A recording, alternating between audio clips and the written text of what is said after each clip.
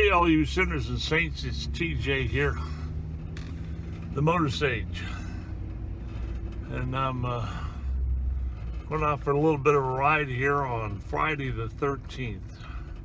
Supposed to be a bad day according to many who are into prognostication. Fancy words means looking ahead. For those that look ahead, they say, well, Friday the 13th is bad luck and should be out floating around, but I got to go prepare for a snowstorm that's supposed to be coming. It's supposed to get some rain coming over this weekend and about 3 days of snow according to the last weather forecast I looked up. So I'm going to fill up the fuel tank. Don't like to leave the vehicle setting for too long a period of time with a half-empty tank. You know, you leave a little bit of airspace, that airspace in the tank in condensation will form, and pretty soon you get water in the fuel and water in the fuel line, and cold weather strikes, you can end up sitting somewhere with the vehicle that won't start because the fuel line has got ice in it. So I like to keep it filled up. It's kind of like the balance we keep between the Holy Trinity, Father, Son, and Holy Spirit. You know, we try to keep the fire of the Spirit and the blessed water as a baptism in proper perspective.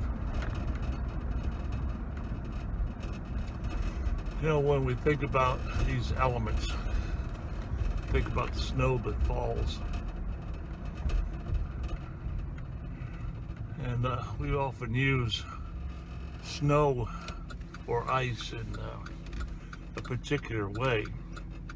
You see, as a pastor, I used to try to explain the Holy Trinity's workings using the symbolism of water, ice or snow, and steam. That we have all the same H2O, as it were, and it comes to us in three forms, but it's all the same thing. It does different things in those three forms to us, just as God works in three different ways through three different persons.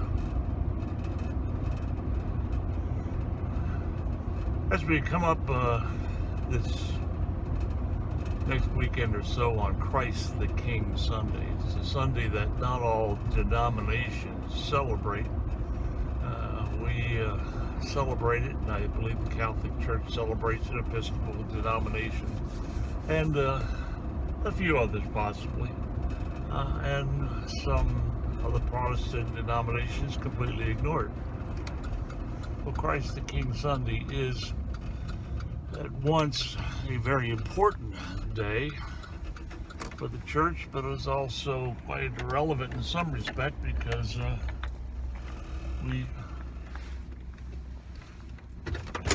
we no longer have kings in this nation. We threw out the last king of England as not being one of our rulers and took freedom as a way of life here in the United States.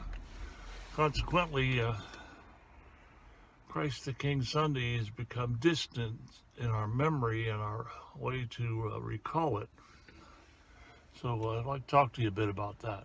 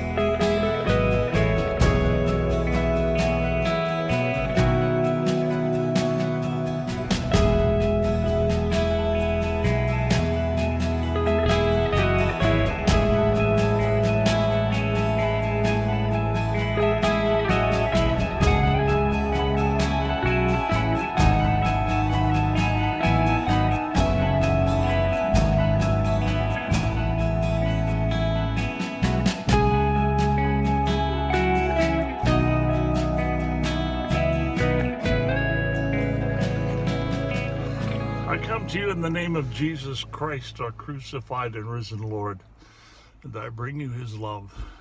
Amen. Well, it isn't too bad a day.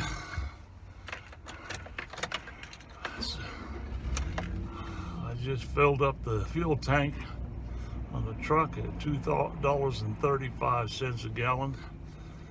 And apparently the election so far hasn't raised the price of gasoline, but we'll see how all that goes. So the Friday the 13th hasn't started out too bad so far. We're holding our own. But back to the subject of Christ the King Sunday. Back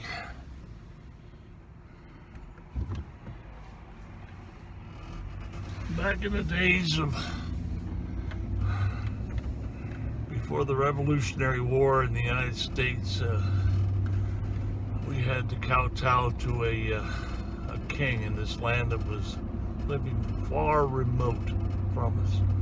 We're over the Atlantic Ocean in England. And at first, when the land was settled by the first immigrants to this place, it wasn't too bad. But then the bill came due. Taxes were high. That's kind of like the relationship that we have with our Lord. It seems to many that God is way up there, and because of the 10 Commandments and our inability to keep them, all the taxes are too high. We just can't make the payment. But thankfully,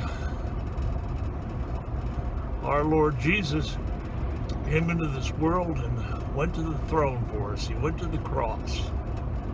He redeemed us. We are his. So now Christ is king. Christ came into this world not to condemn us, but to free us. He freed us by paying the penalty for our sinfulness, the things that we do to one another and before God that just aren't right. Consequently, we find that we hold up Jesus Christ as king, a president, if we will, because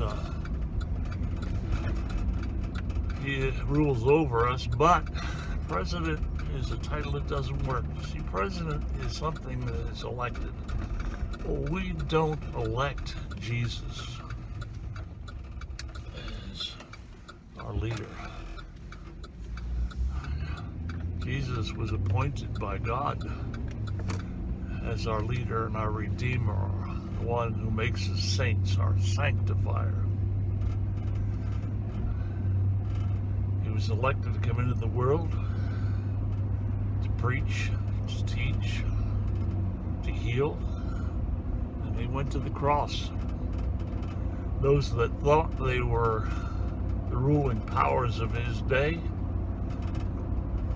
arrested him, crucified him, killed him, thought they had it made, without realizing that Jesus is the King. Jesus is the King, King of all creation, King above all kings. Jesus is the King, and he rose again from the dead and sits at the right hand of the Father. From there he will judge the quick and the dead. And his kingdom will have no end. Thanks be to God.